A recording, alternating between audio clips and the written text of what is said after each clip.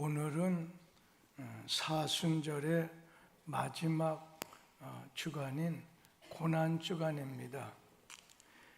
지난 종려 주일날 예수님께서 어린 나귀를 타시고 예루살렘 입성하실 때 제자들하고 무리들이 종려나뭇가지를 흔들면서 예수님의 예루살렘 입성을 아주 환영했습니다.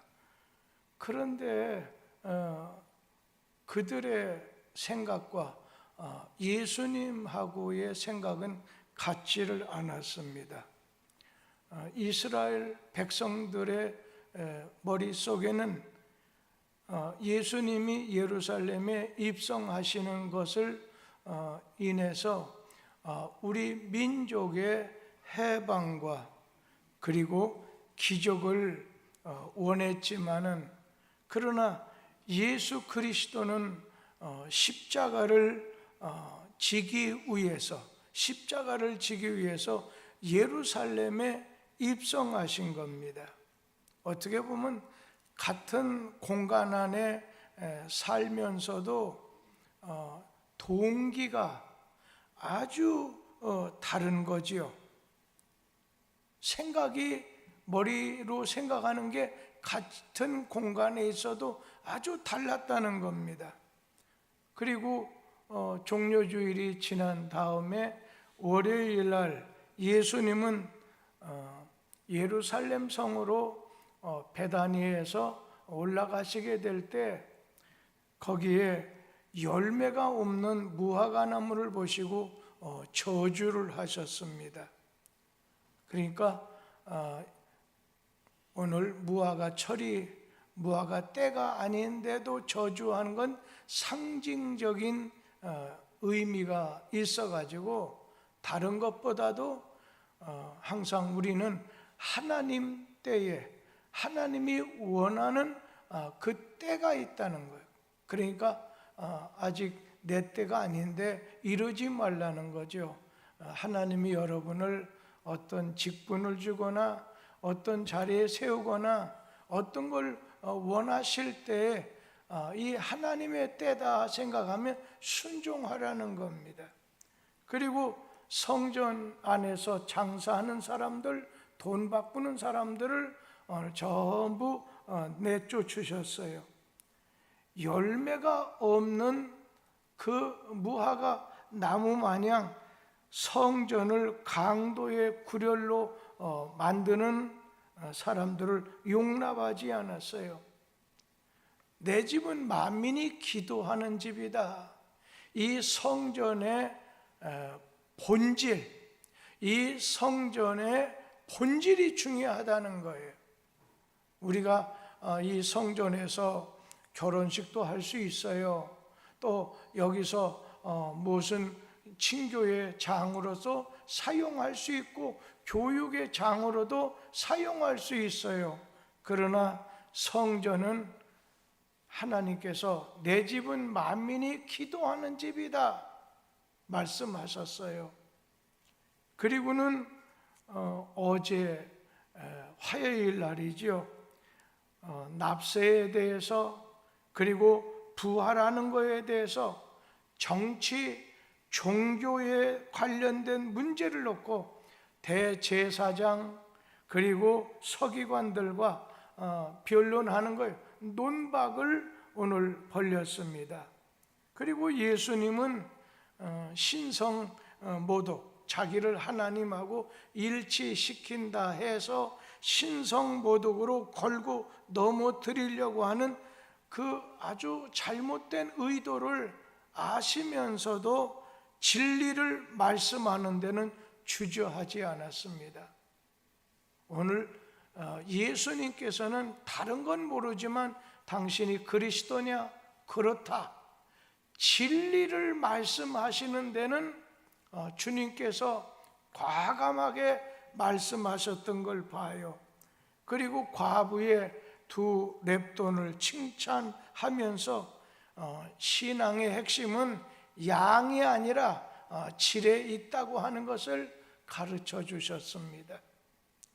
오늘 예수님께서는 이렇게 화요일 날 어제 하루 동안 많은 가르침을 주시고 또 변론으로 피곤하셨던 예수님께서는 베다니에 내려가셔서 수요일 날 하루는 아무 일도 안 하시고 쉬셨습니다.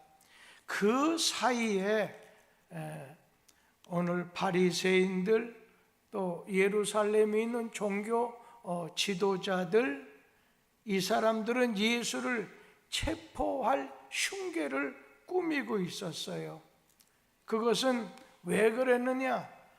예루살렘에 예수님이 오르시게 될 때 보니까 길가에 서서 예수님 예루살렘으로 들어오시는 것을 환영하면서 막 호산나 호산나 하면서 아주 대담하게 군중들이 환영하는 걸 통해서 이 종교 지도자들, 대제사장이나 장로나 서기관들이 자존심이 상했습니다.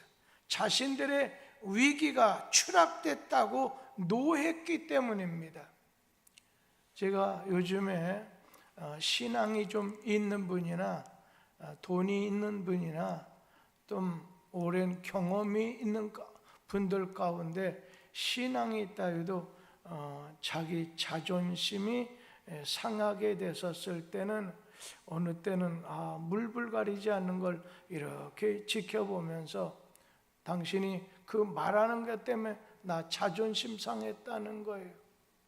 뭐 죽고 사는 것도 아니지만 너무 거기에 매이는 것을 볼 때가 있어서 저건 아닌데 그런 생각이 들어요. 그리고 대제사장 가야바의 집에서 유대교의 지도자들이 또다시 모여서 우리가 이렇게 즉각적으로 예수를 체포하되 6월절이 시작이 되면 많은 사람들이 몰려와서 이렇게 혼란스럽고 그리고 흥분하기 쉬우니까 그 6월절 절기가 다가오기 전에 빨리 일을 처리하자 결정을 했습니다.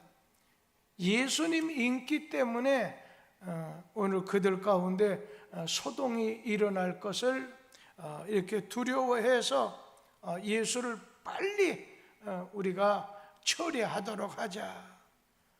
그래서 예수를 은밀한 장소에서 이렇게 붙잡기 위해서 제사장의 명령을 받은 관원들이 제자들과 예수님 제자들과 접촉하면서 무슨 약점이 제자들 예수님에게 있는가, 그러면서 오늘 무슨 정보를 얻으려고 살피던 중에 예수님 12 제자 중에 하나인 가룟 유다가 나타나서 대제사장과 면담하는 자리에서 내가 예수를 너희에게 넘겨주겠는데 얼마를 주겠느냐, 이가 정정합니다. 그 대제사장들은 너무 좋아서 은 30을 달아주기로 약속을 하고 예수를 넘겨줄 아주 그러한 기회를 찾게 됐습니다. 오늘 가룟 유다가 무슨 동기에서 자기 선생님 예수를 배반하고 또 예수님을 체포하는 앞잡이 역을 맡았는지 우리는 잘 몰라요. 사람들 입에서는 이렇게 추측하건대 제자 중에 대부분이 갈릴리 사람이에요.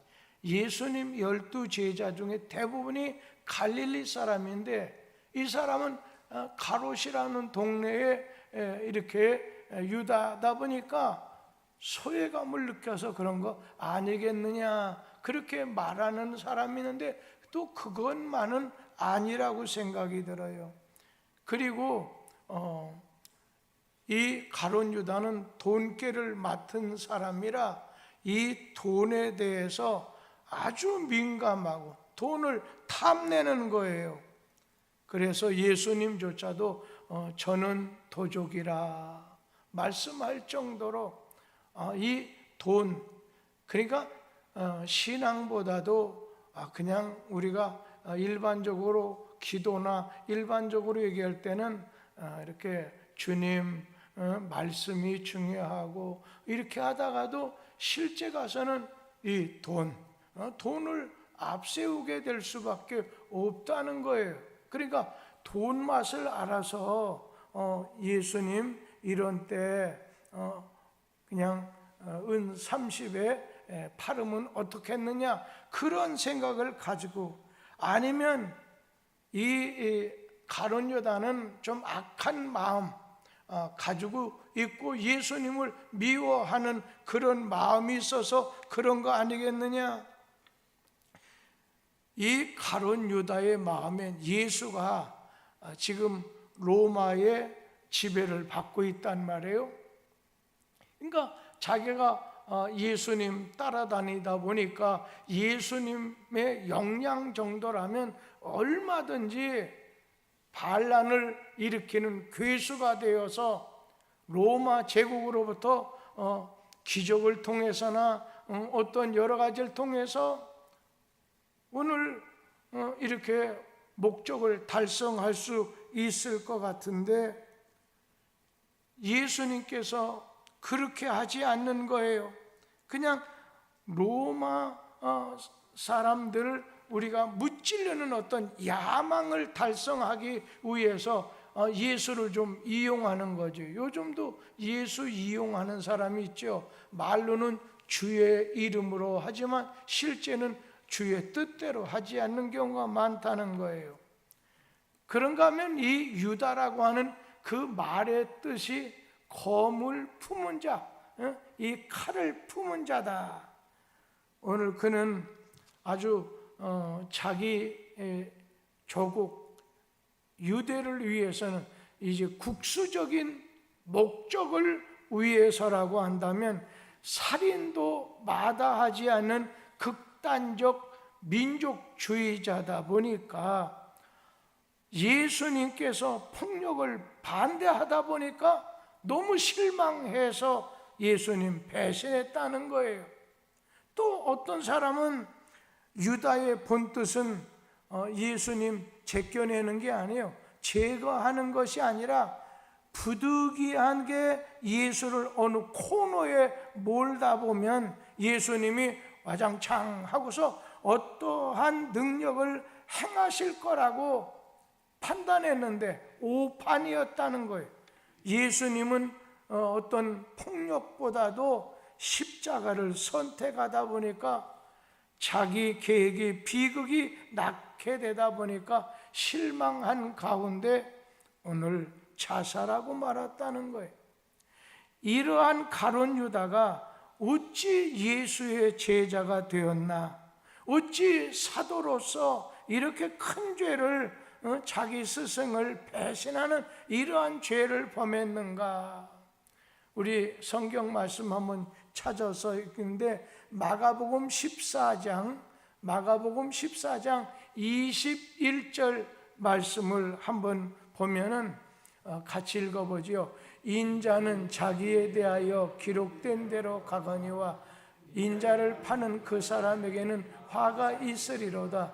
그 사람은 차라리 나지 아니하였더라면 자기에게 좋을 뻔하였느니라 하시니라.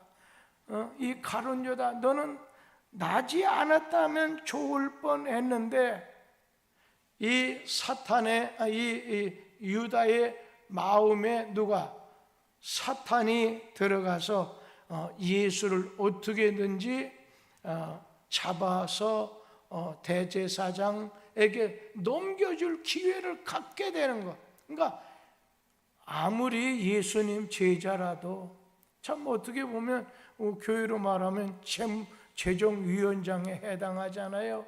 그렇더라도 사탄이 이렇게 들어가다 보니까 그 마음속에 예수 팔려고 하는 생각을 집어넣다 보니까 그냥 무너지는 거예요. 망하게 됐던 것입니다. 오늘 예수님께서는 지금 수요일 날은 다른 거 하지 않고 마르다, 마리아, 나사로의 집 그 베다니에서 쉬시는 중에 제자들은 야, 이번 명절에 어떻게 우리가 같이 모여서 식사하고 명절 준비로 바쁜 거예요. 그런데 제사장은, 가룟 유다는 예수 잡아 죽일 계획으로 아주 바쁘게 왔다 갔다 하는 거예요. 오늘 예수님은 가룟 유다의 배신을 알았어요. 또 제사장의 흉계도 아셨어요. 모든 운명을 하나님께 맡기고 수요일을 베다니에서 지내시게 됐습니다. 그런데 오늘 저는 여기에서 특별히 예수님께서 이번 수요일, 오늘 수요일은 주님께서 베다니에서 쉬시기 때문에 실제적으로 주님이 하신 일은 아무것도 없어요. 그런 가운데 이 가룟 유다가 원수의 진영, 대제사장, 서기관, 장로들 그쪽에 갔다가 또 예수님 제자 있는 예수님 쪽에 왔다 갔다. 여러분, 이렇게 원수의 진영과 예수 진영 왔다 갔다 하다 보면 언젠가 그 사람 망할 수 있다는 걸 기억하셔야 됩니다. 그런데 예수 12 제자 중에 한 사람이었던 이 가롯에 대한 얘기가 오늘 수요일은 핵심이에요. 근데 이 가룟 유다 모든 것이 좀 불명예스러워요. 사람이 해놓은 일, 하는 일에 따라서 명예로울 수도 있고 또 어느 땐 불명예스러울 수도 있습니다.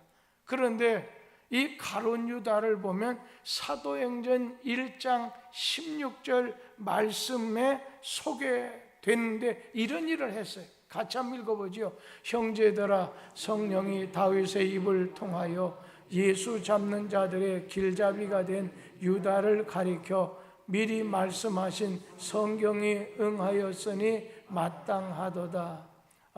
예수 잡으려고 하는 사람들에게 예수 잡아주는 일, 예수 잡는 안내자, 인도자. 예전 성경에 보면 지루했다.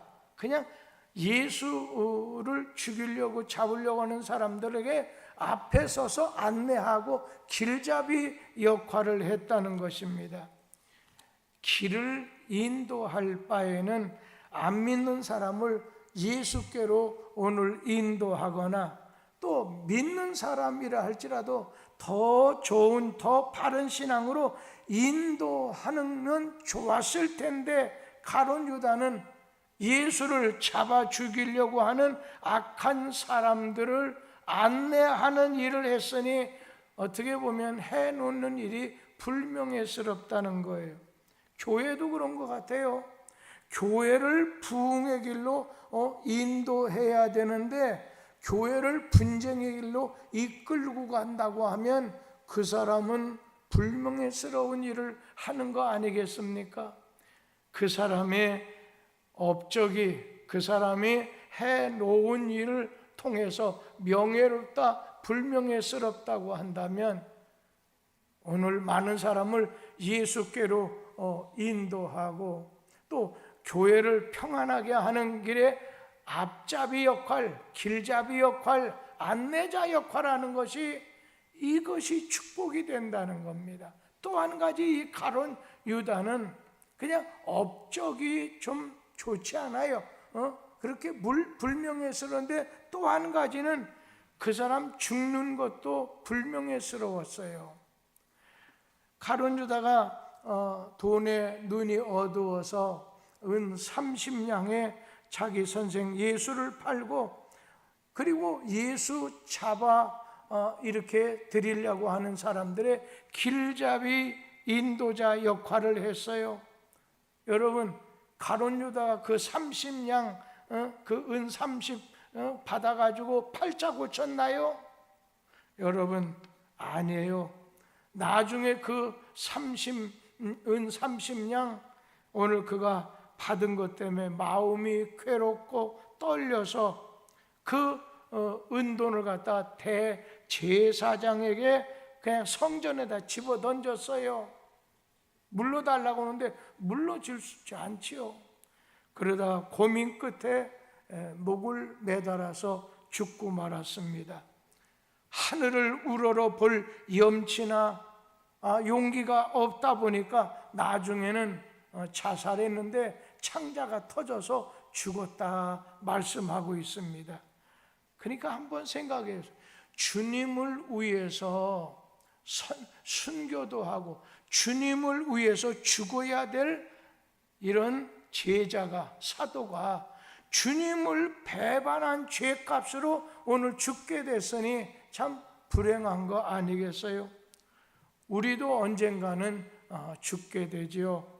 가룟 유다의 죽음이 아니라 스데반 집사님 죽음처럼 주여 내 영혼을 받아주세요. 생각지도 않았던 분이 암이 발생했다고 하는 얘기를 듣고서 돈도 좀 있는데 참 안타깝다. 우리 교인 가정의 얘기예요. 그러면서 얼마나 불안하겠어요. 그 자식들 아직 어린데 얼마나 이렇게 낙심된 마음이 있겠어요. 거기다가 또 요즘에 보니까 김성규 젊은 집사님의 언니도 또 이렇게 혈액암 같은 이런 걸로 상당히 위중한 상태 같아요. 참 이렇게 교우 가운데 이렇게 젊은 사람들이 이런 어려운 일을 이렇게 당하고 볼 때에 한 가지 있다고 한다면, 내가 살아도 주를 위해서 죽어도 주를 위해서 이런 신앙의 고백을 할 수만 있다고 한다면 얼마나 좋을까. 그러면 그냥 눈 감으면 하나님 나를 하늘에 필요하면 먼저 글로 데려가고, 그렇지 않으면 이 땅에서 필요하면 이 땅에서 더 좀 살게 해 주세요. 그럴 것 아니겠습니까? 오늘 이 가룟 유다를 보게 되면 그의 죽음이 불명예스러웠다는 겁니다. 저는 우리 성도님들의 이렇게 죽음이 행복할 뿐 아니라 명예스럽게 되기를 바라요. 요즘 여전도에서 김순덕 벌써 나오지 못하고 100세가 넘으셨으니 가리지만 가장 많이 연세가 드신 분이 구본숙 권사님이십니다. 우리 남신순 우리 권사님의 따님이시죠. 그런데 이제 참 병원에 갑자기 가서 지금 현재는 약간의 치매도 있을 수 있고 앞으로 여러 가지 어려움이 있을 때 누군가 한 사람의 도움이 이렇게 필요하겠구나, 그런 생각이 들면서 참 여기에 예를 들면 유 집사님 같은 경우에 보면 지금 60 갓 됐으니까 한 30년 더 살까요? 한 20년 더 살지는 모르겠습니다만 언젠가는 내가 가야 될 고향이 있다는 거예요. 이 땅에서 숨을 딱 끊게 되면 하늘에서 우리가 일어나게 된다는 걸 늘 생각해서 언제나 우리는 주님 맞이할 준비가, 우리 주님이 내가 너희 있을 곳을 예비한다고 했는데 그 나라 소망하지 못하고 주여 그러지 말고 지금 내가 전세 사는데 내가 사는 이 땅에서 집만 주면 나는 바람 없습니다, 이런 식으로 말할 수도 있다고 하지만, 그러나 오늘 우리 자신은 늘 마지막 길이 주님을 향하는 길이 돼야 되고, 마지막에 보면 오늘 그가 남겨놓은 유산도 불명예스럽다는 거예요. 자, 가룟 유다가 죽은 다음에 남긴 유산 은 30냥이죠. 이 은 30냥 아무도 손대려고 하지 않아요. 아무도 가져가려고 하지 않았다는 거예요. 심지어는 어디예요? 성전에서도 헌금을 이렇게 교회다 성전에 갖다 바치니까 어떻게 했습니까? 이것은 오늘 피 묻은 돈이라는 거예요. 이거 잘못되게 해서 피 묻은 돈이기 때문에 아겔다마라고 해서 그 돈 은 30냥 가지고서 나그네가 길 가다가 죽으면 나그네 묘지로 오늘 구입하게 됐습니다. 많은 사람이 유산을 남기려고 해요. 그러나 우리 믿는 성도들은 많거나 적거나 깨끗한 유산을 남길 수 있어야 된다는 거예요. 우리 사업하는 분들, 사업을 빙자해서 사기꾼도 있을 수 있어요. 또 관에 일하는 것을 통해서 부정 축제도 할 수 있고, 그리고 정치인들도 보면 국가 안보가 자기 말 한마디에 따라 달라질 텐데 해를 끼치는 사람도 있습니다. 아무리 많은 유산을 가지고 있다 하더라도 불명예스러울 수 있다는 거예요. 오늘 어느 분은 저한테 아이고 김상임 집사님처럼 아파트 20억 가까운 거 하나만 있다면 내 평생 소원 이루어진 것 같아요 하는데, 그랬다고 김상임 집사님이 그냥 할렐루야 이렇게 하겠습니까? 그분보다 더 많이 가진 사람도 있고 그분보다 좀 덜 가진 사람도 있겠지요. 그러나 묶어놓은 그런 돈 이렇게 하다 보면 손 잘 댈 수 없는 것이 있다고 한다면 잘 관리를 해야 되겠지요. 오늘 우리는 언젠가 내가 가지고 있고 내가 숨겨 놓는 그것, 내가 남기고 가는 돈이 있다면 가룟 유다처럼 그냥 교회에서조차도 에이 안 돼, 그런 돈 피 묻은 거라 안 돼, 너무 부장축제한 거라 안 돼. 여러분, 피 묻은 유산이 되지 않고 진짜 그 사람의 신앙의 유산, 기도의 유산. 그래서 저는 여기 70 가까이 되시는 분도 계시지만 너무 돈 물려주려고 하지 말고, 어제 우리 교회 여자 이번에 권사 되시는 분인데 그분 남편이 그런 얘기를 해요. 목사님, 저는 죽는 날까지 절대로 자식들에게 돈을 주지 않겠다는, 나누어 주지 않겠다는 거예요. 그래서 저는 그게 좋은 건지 나쁜 건지 어떤 의 중에서 하는 것인지 잘 모르기 때문에 깊은 대꾸는 하지 않았지만, 여러분, 우리는 행복한 유산, 영원한 유산, 그래서 자식들에게 신앙을 물려주는 건 영원한 유산 아니겠어요? 그냥 일생 사는데 도움만 주는 그 유산도 필요하지요. 그러나 영원한 유산을 생각해 보라는 거죠. 오늘 예수님께서 이 고난주간 수요일날 아무 일 안 했어요. 드러나고 한 거 아무 일 안 하고 베다니 나사로의 집에 가셔서 하루 쉬시고, 그러는 가운데 움직이는 건 대제사장 가룟 유다가 왔다리 갔다리 하면서 지금 예수를 어떻게 하면 넘겨주고 어떻게 하면 죽이고 이런 것만 있었다는 거예요. 거기에 주님 제자라고 하는 사람이 그의 업적을 봐도 그렇고 그의 죽음을 봐도 그렇고 그의 유산을 봐도 그렇고 행복하거나 좋아 보이지 않아요. 여러분의 유산이 영원한 유산이 되고 여러분의 가지고 있는 그 넘겨주려고 하는 그 유산이 진짜로 자식과 가정과 자신을 위해서, 민족을 위해서 멋있게 쓰여질 수 있는 그런 유산이 되기를 간절히 기원합니다. 제가 이번에 옛날에 김정자 집사님 아시는 분들 계죠? 생각지 않게 정영섭 선교사님 부부를 통해서 목사님, 이분이 목사님 연결하고 싶다고 해서 목사님께 연결해 드립니다.